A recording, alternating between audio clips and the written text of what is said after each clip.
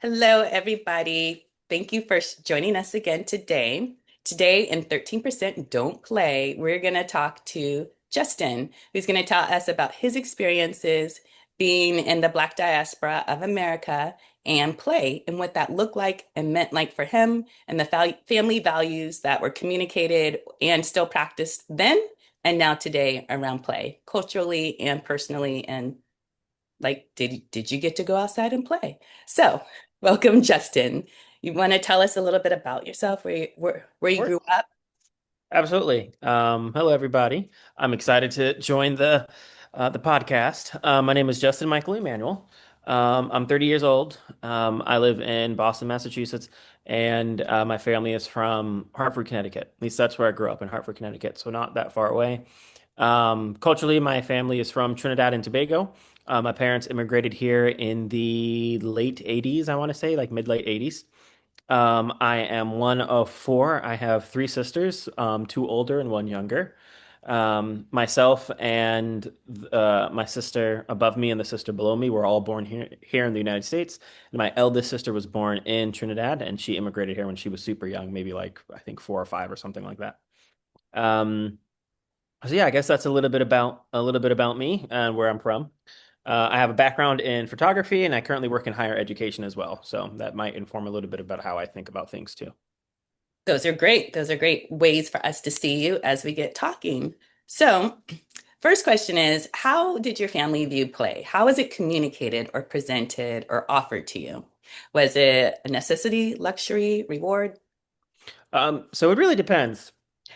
It really, really, really depends. It would take on different forms, and many of the things that I'd probably later come to think about as play, um, maybe didn't register until I was an adult, I guess. Um, so, for example, growing up, I was always trying to find more time to play. I'm thinking of play as recreation. I'm thinking of play as leisure. Okay. Um, Basically, any time where I was not tasked to do anything, whether that's schoolwork or house chores, or taking care of anybody else, or taking care of myself. Um, all the time in between, I would consider play. At least that's how I started to think about it as I got older. All the time in between my responsibilities. Um, uh, that were either given to me or that I developed later on as I got older. Whether that again, like schoolwork, taking care of family members, that sort of stuff, household chores. When I was younger, though, I spent the first part of my childhood where I was, conscious, actually conscious, and sort of taking in the world at my grandmother's daycare. She ran a little daycare out of her home for a while. Um, and I spent, because we lived with my grandmother at the time, I spent a lot of my early years, probably between ages 4 or 5 till about 8 or 9, I want to say, is maybe when we moved. Maybe 10 is when my parents are able to finally buy the house that they bought. Yeah, around that time, maybe a little bit sooner, probably like 8 or 9. But the time before then, I had spent a lot of time at my grandmother's house, of course. And like I said, she had a daycare, so I would play with the kids that came through. And a lot of the children that were at the daycare were largely people of the immediate community, which was Bloomfield, Connecticut, which was very black. At least it's changed a bit now, but it was very black at the time. So a lot of the kids were either African American or they were Caribbean American, or their family was from the Caribbean, so they might have been Jamaican or Haitian or Saint Lucian or something like that, some mix. And so I did play with those kids during while my in the hours that the daycare was active. I remember playing kickball a lot with those kids and tag, freeze tag, hide and seek in my grandmother's front yard. Which now that I think about it, she had a pretty big front yard. But times are different I back then. know, right? Yeah, times are very different back then. But she did have a pretty big front yard, and also um, during that time period too, I also played with our neighbors, the neighbors that lived to the both on the right and on the left, but most of the folks that shared the yard with her, basically. It was Hmm. just like a small tree line that separated the two homes, really. Hmm. And those kids would come over to my grandmother's yard and we played. We'd run back and forth, and those are other black kids too. So I guess yeah, just without don't want to talk too much as of yet, but that's sort of uh, the early days of me sort of playing around. It was mostly with other kids, mostly in that sort of kids are being taken care, they're being cared for in this sort of setting. There was a village for children. For sure, yeah. And it was largely run by like my grandmother. Like I said, she would, uh, nap time for everybody, cook for everybody. It was really just her. She didn't have any aides or anything like that. And it was maybe her and maybe at its largest, there might have been 8 kids Okay. or so. But yeah, so it wasn't massive, but that's still a lot That's for, still a lot for one person. yeah. Hmm.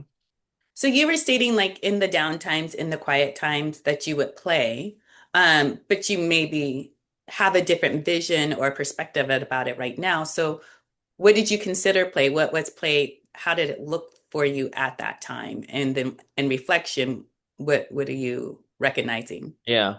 Back then it didn't have the same it didn't have this characteristic of relaxation. Now play very much comes with relaxation because I have other responsibilities. I went through my undergrad, I went through a graduate degree, I went through I'm now married, we have a home, I have a full-time job, you know what I mean? So the You're time between all of adulting. those things, exactly, the time between all those things now is moments where I feel like I'm stealing moments of relaxation. That's how precious it is that it feels like theft to some degree, which is so funny to me. As where when I was a kid, that obviously wasn't the case. It was pure joy for sure. It was more socializing, very much more so just recreation. I didn't have the same idea of relaxation or anything like that. It was I want to play all the time. I want to be outside with my friends. I want to meet the other kids. I want to play kickball, and or even when we were inside, I want to play with like the little stuffed animals or the like the building block sets that my grandmother had. You know what I mean? It certainly never felt like work. Never felt like work. Never felt like work. Now I feel like I need to work to be able to play, to rest, to relax. I think I hear what you're saying about that as far as creating the time, finding the motivation, or, the gumption to like go do things that bring you happiness rather than just, existing in peace. Is that what you're saying? Yeah, no, that's definitely part of it. That's definitely part of it. Also, in addition to that, also like uh, putting things into place so that I can have play, I can have rest later. And sometimes that means, okay, I need to do more things now to free up time later. Adulting. Hmm. That sounds really tragic. I'm sorry that happened to you. What's happened to you and it's happening to me as well, which, I think it's interesting when we think about what we consider play now and what was play previously or in our childhood, and like the bridge, do we make time for it? Because of course when we were children we made time for it. It was the time when people stopped bothering us, then you could. And what it sounded like for me was for you to use your imagination to like be able Sure. to express yourself without a lot of strong restrictions around you. Of course there were restrictions. You couldn't play down at the playground by yourself or run around on your BMX bike like maybe some Gen X kids did, but you were free from having to do other things for other people. Oh, absolutely. And good point as well about like, I couldn't really go to the playground. I almost never played in a public place. That was super. If I think that's only happened like especially in that time period I'm talking about before we got our own house.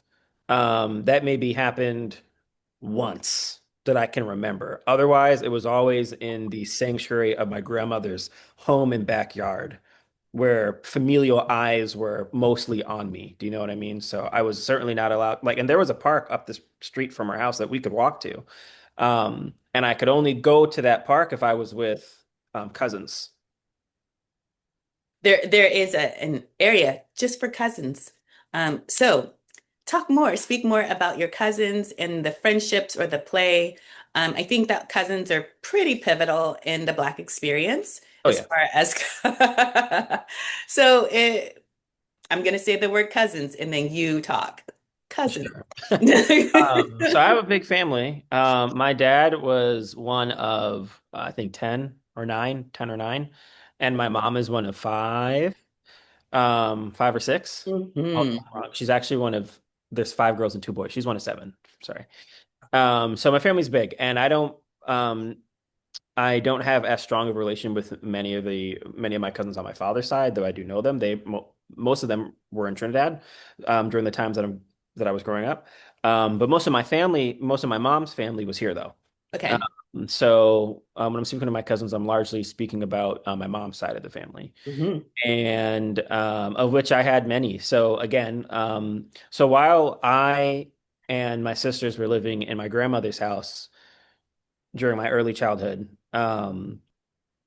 uh, because my grandmother ran a daycare, sort of a lot of my cousins would end up at my grandmother's house, and Yeah. then my parents couldn't look after them for whatever reason, whether it's work or sometimes to get a break, probably. Hmm. Um, so most of the play that I experienced, so while I was playing with some of the kids at the daycare, most of the time, um, I was also playing with my cousins that would be around. Primarily my cousin Darian, who you've met, um, and my cousin Alex, my cousin Tiffany. There's probably a group of and Joshua, so it's probably a group of like 5 or 6 of us. Hmm. Hmm. And back in those days, it was pretty frequent because I feel like I'd see them just about every day. Yeah. Hmm. That's really nice. I remember I had not quite every day, but it was often. It Hmm. was, and how many cousins would you say that you have? If you add the cousins and the cousins' cousins, and then probably Uh, a few cousins' now. um, Probably a few dozen, Okay. is my guess, but the core is probably yeah, probably a few dozen for sure. Um, I also have a small group of older cousins who I would refer to as uncles when I was young, because I didn't understand what the difference really between an uncle and a cousin was. The uncles are all older, but I've They're come to, just tall. yeah, they're just older and taller. So I didn't even really consider them as cousins when I was younger. Very Um, true. I'd call them uncle, Uh-huh. which is funny. And no one corrected me, of course. But so I guess the core group I say is probably um, maybe yeah, about 12 of us. Okay. That's a big Yeah, group of that's a big about pocket 12 of of us. kids. Yeah. I might be missing 1 or 2 people, but yeah, I'd say probably about 12 of us. They won't know which one that you forgot. That's They will not know. so when you were like wanting to do, let's say if you wanted to go to the playground by yourself, if you wanted to do a sports, play with kids outside of your neighborhood, out after school, how was that received? Was that something that was tolerated or allowed or encouraged? Um, Somewhat tolerated, but mostly discouraged, probably. Yeah, mostly discouraged. My mom was very strict, very, very, very strict. So if I wasn't at my grandmother's house, Hmm. and even as I got a little bit older, when we did move to Windsor, and and some of my cousins would start coming over our house for like sleepovers and stuff. This is like my, elementary, late elementary, going into middle school, was when that sort of happened more and Yeah. more. And obviously we got a little bit older, so we had a little bit more agency. That's when things got m more tense. Uh-huh.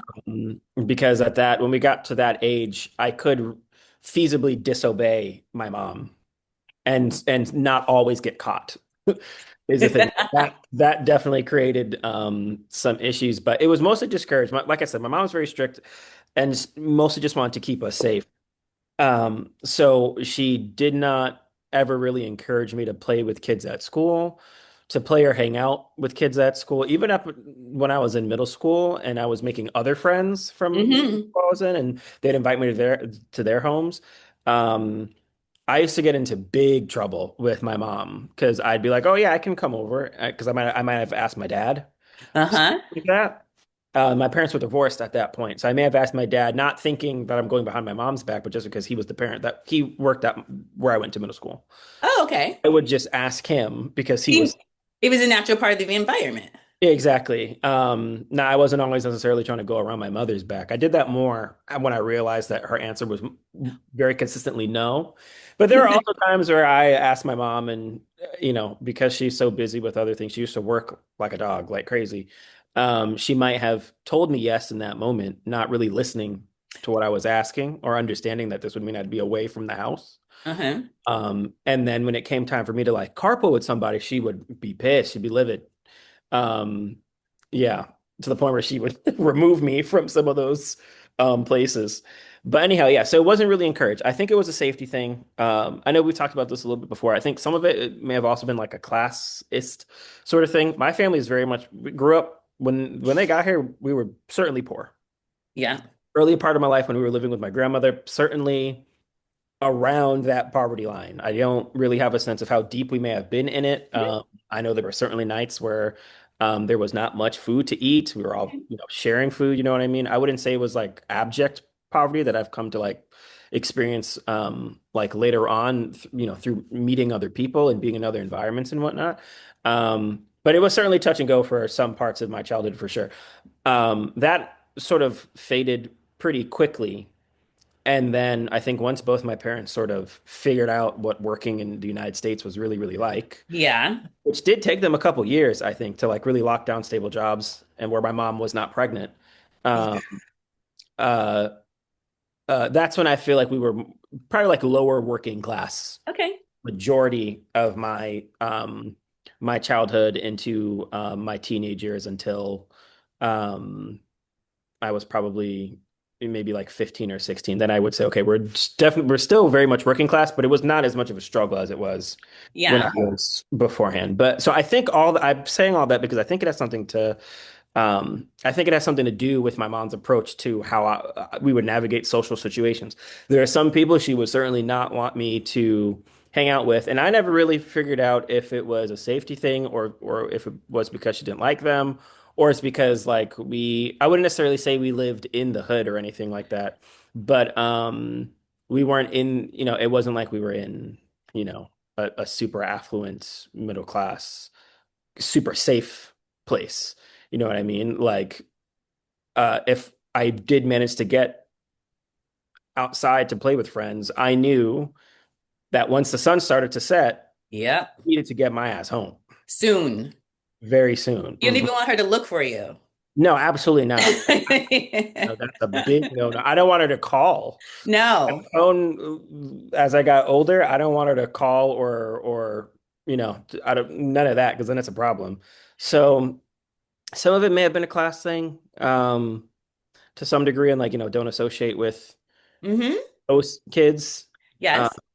but yeah, Yes. Yes. I mean, I think, and I wanted to ask you about the reasons you thought that there were the no's. So there's definitely probably safety. for sure. Uh, Mhm. you're stating class, whether or not she believed that she was not affluent enough or other people were not affluent enough for her. And the integration, it just didn't feel safe. She knew her people, her bubble, and the expectations. And she could stick in that and she could teach you about that. And she felt safe. I would say so. Yeah, for sure. Yeah, largely. Mhm.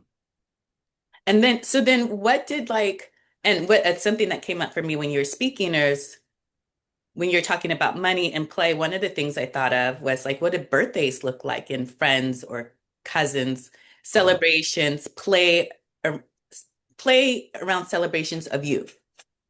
Mostly family. Okay.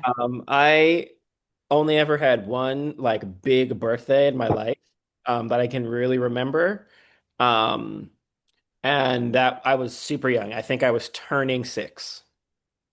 And I remember my parents do a whole party for me. Like they bought like a little blow up pool. They Ooh, decorated my grandma's backyard with balloons. They had like t-shirts and stuff. Yeah, they went all out. But it that's was real play. real play. But it was entirely my family that was there. Like a lot of my extended family had come for that, and people who were just close to the family who I would, just consider family. Apart from that, though, most of my birthdays since that time, though, obviously like 7, 8, 9, like I had bigger birthdays again, where like families and cousins were around and stuff. I never really invited any friends from outside. Hmm. Though. That wasn't a thing. Um, and yeah, it was mostly just like get together, probably eat cake, and Yep. that's it. I remember getting some. I didn't really get that many like gifts. Yep. That wasn't a big part of it. I think I probably got more gifts at Christmas than Okay. I did on my birthday. Okay. So I know for many people it's like a lot of birthday presents is like that's a big part of it too. And while I did get some presents, I certainly got some gifts. It wasn't like a big. It was like a couple things, like one or two things. But as I got older, it was nothing. Like I think after probably the age of 12, 13. um, for sure. Yeah, around the age of 12, yeah, no, I did not get gifts from aunts, from uncles or anything like that. Oh, Um, they're like, you're done. You're not a baby. yeah, basically they're just like, yeah, they weren't going out of their way. However, what I did learn around that time was that because my family's so big, if I could ask all of my aunts for 10, 15, or $20 for my birthday, I could do pretty good. Yes. Because Yes. I have so many of them, and I don't even need to get $20 from all of them. I need to get $20 from like four of them. And now, as a 13-year-old, I'm rich. Do you know what I mean? I got I like, tell people all the time, they always want to give my son gifts. And I'm like, he's 11, send $11. He's 12, yeah, send $12. Like, you get that enough times. Cha-ching, you can go buy yourself whatever you want. And that exactly. always feels like such a small lift. Because I remember on my birthdays, my mom has 10 brothers and sisters. My dad has, he's one of six. And, I would just go around collecting envelopes and I was winning. Yep. So then what does Saturdays and Sundays, I mean, Saturdays look like, or summers look like? How is your free time spent? Oh, a good question. I'd say maybe mostly the same. Um, Summertime when I was younger, probably it was more play. There was at least there was the illusion that I had more play because I didn't have to go to school. Yes. I still went to church though every Sunday, and every now and again, like my mom and my dad would hound me for summer reading. I don't even know if kids still get summer reading much, maybe at some schools, but They do. I don't think it's as prescribed anymore. I think it's more yeah. just like read a book, read two or three books. Okay, yeah. Yeah, we used to get like I remember when I was in elementary school, they used to give us like a little bit of a list. They weren't Hmm. like super long or anything, but sometimes it'd be like, here, read a few books out of this list of like 12 or read all 12 or Yeah. something like that. But anyhow, I'd say it largely look the same. Still, Okay. mostly, playing with playing with my cousins in and around family environments, whether it's my grandmother's as I got a little bit older, would be one aunt's house or another or my house. Even as you went into your tween and teen years? Oh yeah. Okay. So then in your experience playing with outside folks was just exceptionally small. Exceptionally small. Yeah, exceptionally small. This changed as I entered um probably late middle school, so seventh, eighth grade, That was my question. and then going into high school. This changed, but this changed because of video games. Uh, Okay. and the advent of playing games online with other people, which was not the case when I was coming up when I was in elementary school, when I was, 8, 9, 10, 11 years old. Um, so because I could potentially play video games with people, that changed. That's how I ended up socializing more Okay. with the kids I was around at school. Um, And you would do that online or together with them in person? so the times that my mom, so this is more like middle school, early high school, mostly middle school though. Um, Hmm. my mom, as she started to soften a little bit, and after, I went to I can never go to a bunch of different people's homes. No, of course I not. had like one friend really from school who I could go over their house. Hmm. And because my mom met his mom, and my Yeah. mom is a Catholic, and they were Italian and they were Catholic, that was a connection. My mom met his Unifying. mom, and she was like, "Okay, I believe you will be safe with these people, and basically these people only."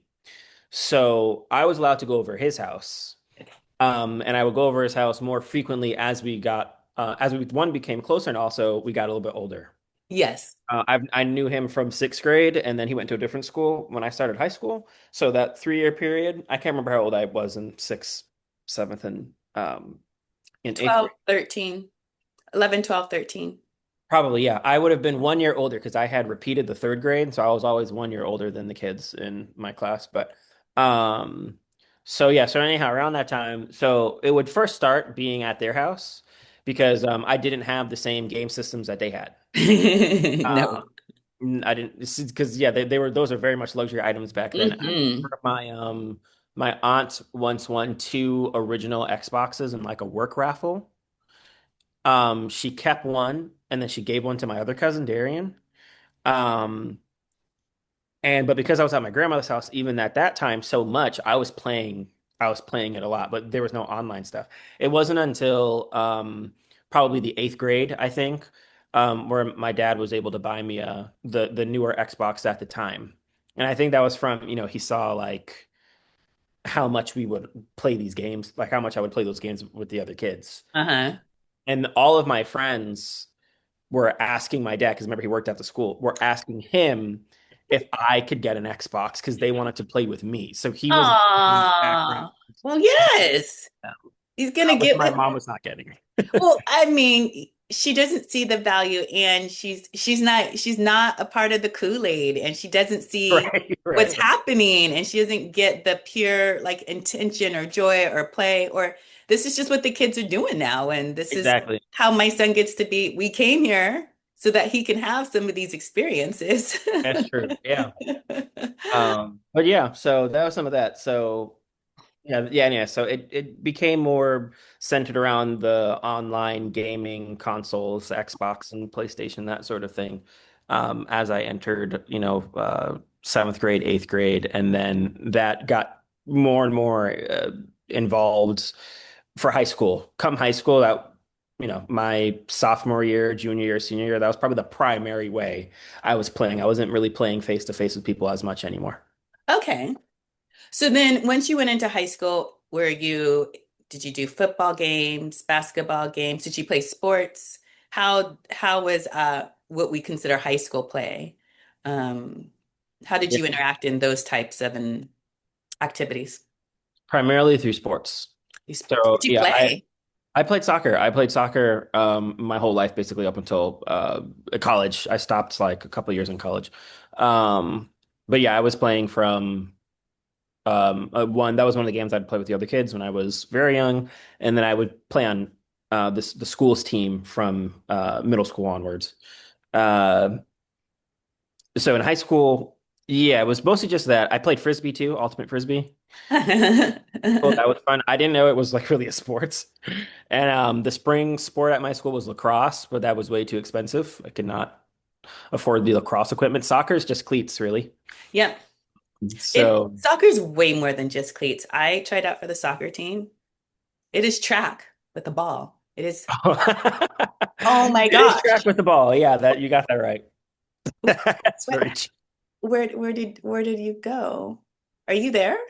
Oh, I'm here. Can you hear me? Yeah, but for some reason, Zoom is trying to get me to upgrade in the middle of the call. Oh, that's And that unfortunate. is rude. Zoom, let me see if I can see you again. There you go. Okay. Hmm. Yes, I was like, oh, I'll do soccer. Oh, wow. That's a real sport. A lot of running. Yeah. So we only have 10 minutes left. That's why that rudely interrupted me. What is your lens on play now? What do you do for play? What is your family's thought about play? Like, what role does play in your life? Hmm. What does it look like? And like, what do you get to do now? Yeah, good question. It's certainly so different now. Well, one, video games are still there. I don't play them as much as obviously I could never play them as much as I did in high school, obviously, or or even college for that matter. But that still tends to be like the primary mode, one of the primary modes where I'm playing with other people. Like I will still connect with my little sister, she's in her early 20s. Me and her will play some games together. Um, because she's in Connecticut. Friends of mine that I met in high school, every now and again we might get on a game to like reconnect, and it's less so we're playing the game. It's the game is the medium that's sort of bringing us in the same space digitally, and so we're really on a game. We're playing, but we're really talking. We're really catching up Yep. through connecting on the game or whatever. Maybe because it's familiar and whatnot. So that's certainly still a thing. That's one of the primary ways I stay in contact with people I knew growing up. Apart from that, though, play for me now is teasing my wife, teasing Tiana, to get a good laugh. She can be very easy to rile up, so that takes some energy. But it's good for us, relationship wise. It's good socially. Um, and then apart from that, I feel like the things I do for play, I don't even know if they should count as play because maybe play sh and you can let me know how you feel about this, but in part of my mind has a hard time thinking of play as something that you could do by yourself. Okay. Even though I know that's true, um, but usually I'm thinking about play, I'm always thinking about someone else being around. It's like Hmm. a social thing. But when you ask your question, I think to myself, well, I read a bunch now. I read more now than I did when I was a kid, for sure. And I think of that as like rest, relaxation, and play almost. Okay. And also like watching movies. I also consider watching movies to be kind of anything that I'm having fun doing, Uh-huh. really hard for me to separate the experience of having fun with the idea of playing. To me, they're very hand in hand. If I'm having fun, I'm just like, oh, I'm at play, I guess is a way to describe it. Um, I mean, that's a really good perspective of it because I remember when I was talking to Tiana, she was like, well, when I think of play, I think of this, which, I think at some point in all the conversations we get here, which is like, well, what is play and what do I consider to be like playful engagement? Is rest a playful engagement? For some people, yes. For other people, it's like, no, no, no, no, no. I, this is rest and that is play. yeah. Mhm. Yeah, no, it's so interesting. I'm sure people would have different uh I'm sure you'll get a lot of different opinions on that as you talk to more and more people. Um, yeah, I'd say those are probably the main things. We'll play video board games too. I was gonna throw, I mean, you two are your house is full of board games. Yeah, There's a wall. yeah, exactly. We have a lot of board games. I find that to be a great way to meet new people and have fun, Hmm. play with new people too. Um, so like that's nice, and it's nicer than sitting in front of a screen that that you might do watching a movie or playing a video game because there's just so much screen time. I've been looking for other ways of playing. And maybe that's another interesting thing as well for you to talk with other folks about if they're growing up in a certain generation. Like I said, when I was in high school, the primary mode of play was digitally, it was through these video games. But as I aged and as society changed a bit and we got so much more focused on our devices for work, for our livelihood, like my Everything. cards and stuff like that. It's like on this stuff. Um, the idea of playing a video game for a long amount of time, as I may have done in high school, Yeah. is more unappealing now than it was when I was younger, just because I don't want to look at a screen as much. But because of that, I sort of lose some of those connections with people that, like some of my friends from high school who some of them are in California.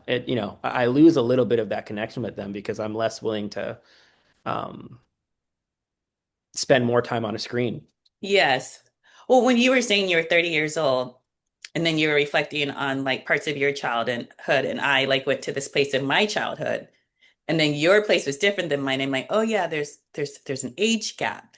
And so you are literally a part of the introduction to iPhone generation in 2011 when everybody got iPhones and maybe you didn't get an iPhone, but the digital explosion Yeah, I watched it happen. that happened the Christmas of 2011 or 2010 when literally every young person got an iPhone for Christmas. It's like well documented and Oh a yeah. ton of research about the mental health and just how childhood changed exponentially in 2011. Oh, absolutely. Hmm. And so your childhood is filled with a lot of digital experiences. I would say so. Yeah, I have um like my early childhood, my most of my elementary. I would say like most of the digital stuff happened once I got to middle school. Because when I Yeah. was in middle school, everyone didn't have an iPhone, and this would have been 2007, 2008, 2009, or so. But some of the kids, because I went to like a rich um, um, private or independent middle school. Um, a lot of those kids had cell phones when I got there, and I had no. I was like, I barely knew what a cell phone was. Yes. And a lot of those kids already had cell phones, so that was different for sure. And then yeah, when I got to high school, yeah, everybody had an iPhone. Everybody had an iPhone. And you did not have an iPhone, did you have a phone? I had a phone. I had a phone. I think I was most like reluctantly, my parents gave me a phone because of they were sort of forced into it because like when we would come back late from a soccer game and th- the admin at the school wouldn't really be there. No. So my parents ended up needed to get me a phone so that they could Yeah. get in Yeah. contact to pick me up. Because I remember for some time it was a bit of a hassle because I'd have to ask my coach or a teacher, "Hey, can I use your phone?" Da da da da da. And it was really unreliable. So like they sort of had to for practical reasons. Yeah.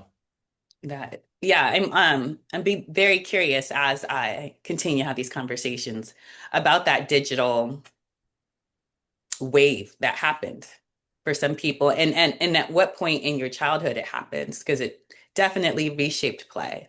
Oh, for sure. Anything, I think we only have 2 minutes before Zoom's gonna Zoom. Anything Yeah. else that you want? I definitely need to buy more time because I would ask you way more questions. Yeah, I'm just it's sort of it's such a shame the time's almost up because there's so much more I would love to keep talking about. Like a really great topic to talk But about. I need to have you and Tiana back on. So my promise to myself is to get you and Tiana. I might have you guys close the season and come back and circle around. And then next time to myself, I will make sure that I can start to ask really meaty thoughts because the relationship between you being an immigrant in the family, having this large community, which some people don't have, but Mhm. you did have. And so, in many ways, that's really great. And you get these experiences, but then other ways, it's a little isolating because this is it, this is all you get. Um, so it was wonderful to talk to you. Zoom is going to Zoom and it's going to be ghetto as it was for me, Tiana. Well, But thank you, Joy. thank you so much. And yes, look for another invitation in a few months and we'll rewatch this one and then we'll pick up where we left off. Okay, sounds good. Thank you. Thank you. Bye. What am I doing? What am I?